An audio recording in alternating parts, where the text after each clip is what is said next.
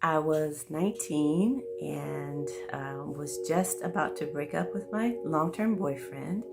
We were both away at college, had kind of fallen into a relationship very, very easily, very quickly our freshman year. And by my junior year, I realized that he was not going to be my long-term partner. So we decided to break up. And the very last time that we had sex, we faithfully used a condom, but the condom broke.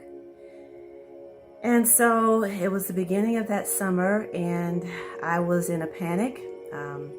I was away on full scholarship. I was always the good girl, and I did not want to tarnish that reputation of what people thought of me. And so pretty much decided for abortion. I could not see any kind of way that I was going to be able to support a child and finish school. I thought I would lose my scholarship, lots of other pretty selfish reasons. But I did call my sister, who I knew was pro-choice at the time, and I didn't talk to anybody else. I didn't ask for any other advice because I was pretty clear in my head about what I wanted to do.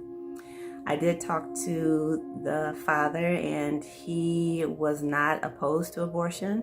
I asked him for some financial help, and he was able to pay for about half of the costs. And I can remember it was $250. So we went to Planned Parenthood, and a lot of it is kind of sketchy. I think in my head, there may have been 2 visits, but I really only remember one. I remember going and talking to the counselor at the window, and I remember her telling me, it would be a surgical procedure, but it would be really quick, really easy. There wasn't going to be a lot of complications. Typically, I'd be in and out in no time, and I can resume the life that I was leading before. And so I said, that sounds about what I want. So I remember walking into the waiting area and just seeing a lot of people with their heads down, like me, young, but very detached from the situation from what I could appear, because I was. And I remember being called back into a room and being asked to put on a gown. I think they gave me a medication because I can remember feeling a little bit out of sorts as I was led into this room. And I can just remember the vastness of this room. It was huge. It was very cold, though. I can see a table there, and it felt like it was all metal. It was extremely cold, extremely impersonal.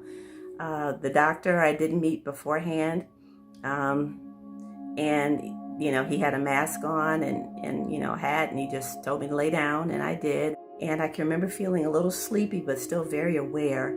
I heard the vacuum suction machine as it was turned on. It was a horrible sound. And then I can remember him telling me, you're going to feel a little pain, a little pressure, and then it's going to be over. And as my stomach felt like it was being pulled out of my body, the nurse just squeezed my hand as I squeezed hers. And I don't remember trying to find her eyes, but I do remember wanting to see the canister of what was coming out of me. And, after being told it was just a blob of cells, and me not doing any research other than that, I just looked over, and all I could see was a lot of blood, a lot of tissue, some white flecks, and then I just felt like I must have just left my body.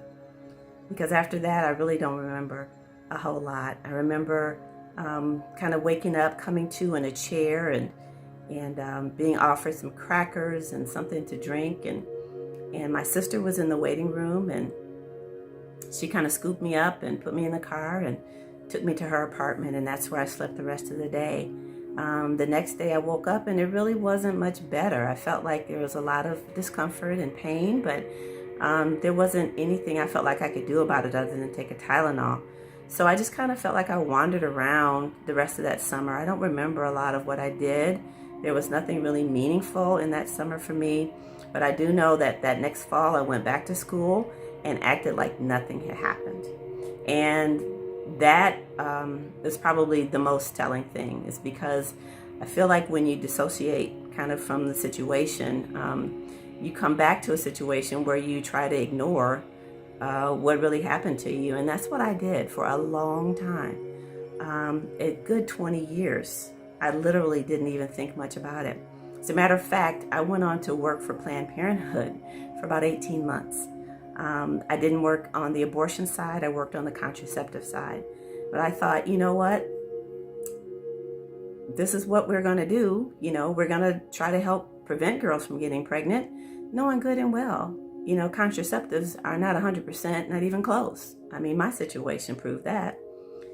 I think what really discouraged me was the revolving door of young women I saw who were young, bright, beautiful like me, but did not have any support system, didn't know that they had other options, were not being counseled that way. They were just coming in to get contraceptives and get treated for STDs, and it was just this revolving door. I think that really was the punch in my gut that this was not going to end. Me just dispensing contraceptives wasn't going to work. It wasn't going to help. So eventually I came to understand that that was not God's plan for me. He did not want me in that industry long term, and he wanted to show me a different way. So he brought into my life a woman who just showed me God's unconditional love.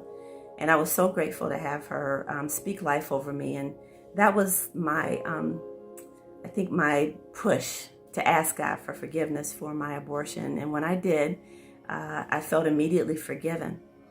But then I started working for a pregnancy resource center in Ohio. And I was so happy to be an abstinence educator. I wanted to fish upstream, so to speak. I wanted to help prevent these young people from making these decisions in the first place. And so I would show them all the gross STD slides and talk about the